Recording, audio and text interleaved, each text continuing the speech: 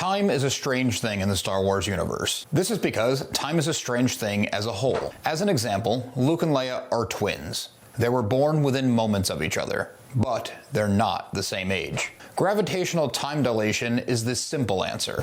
As Luke and Leia were separated at birth and traveled the galaxy separately, Leia doing most of that traveling, until there were about 20 Galactic Standard years, and we'll cover that more later, it means that differing times spent on planetary bodies of different sizes traveling through the vacuum of space, and different times traveling at light speed or near light speed. An awesome movie example that sums this up nicely is Interstellar, specifically when McConaughey and company land on the planet that's all water. They're down there for only a few minutes, but when they get back to their primary ship, the guy who was left on board aged years. The ground crew was closer to a strong gravitational pull, which relatively slowed time for them.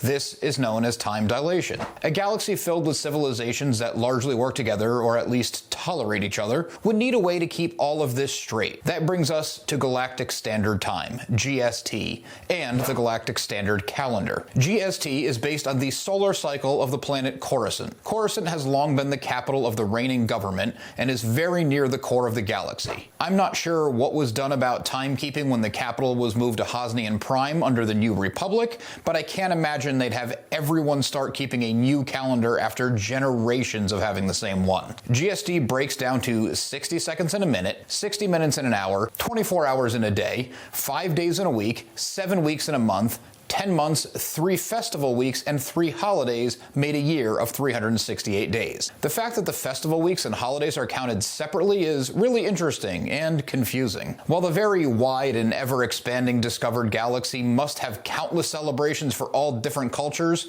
the ones considered for the GST calendar are as follows. The 3 festival weeks, or Fete weeks, are New Year for the first week of the New Year, the Festival of Life, which is a week between months 6 and 7, and the Festival of Stars, which is found between months 9 and 10. I couldn't nail down exactly when the 3 holidays considered for the galactic calendar are, but the best source I found was from a role-playing handbook that places them either before or after each of the festival weeks. New Year's Day being the first day of the year, that one's self-explanatory, Life Day coming at the end of the Festival of Life week, and Apex of Stars being at the end of the Festival of Stars week. The days of the week are as follows. Day 1 is Prime Day. Day 2 is Syntax Day, named for the first moon of Coruscant. Day 3 is Tong's Day, named for a legendary and ancient society of warriors.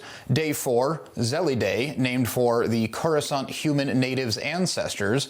Day 5, Bendu Day, named after ancient monks and stood for peace and unification. This is something of a holy day and would be a day of rest or off from work for most.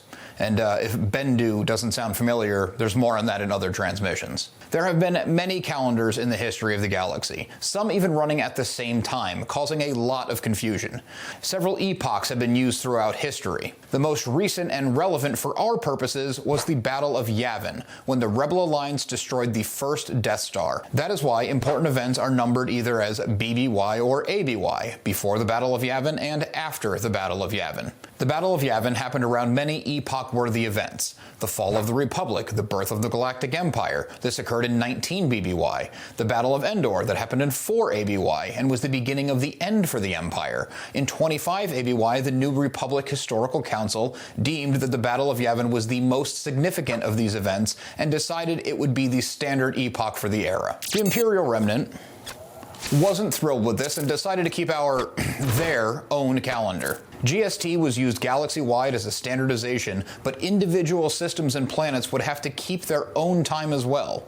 While the standard 5 days a week were recognized, a planet like Earth, for example, rotates around its star at a different rate and only has 365 days in its years. Travelers would often refer to days spent on planets as cycles or rotations, the amount of time it takes for a planet to rotate. Much of the time tracking is considered legends at this point. For information like this, in my mind at least, it's relevant and useful until proven otherwise, so I consider it all valid until something comes along to take its place. Check out this transmission next for more deep dives into the Star Wars universe.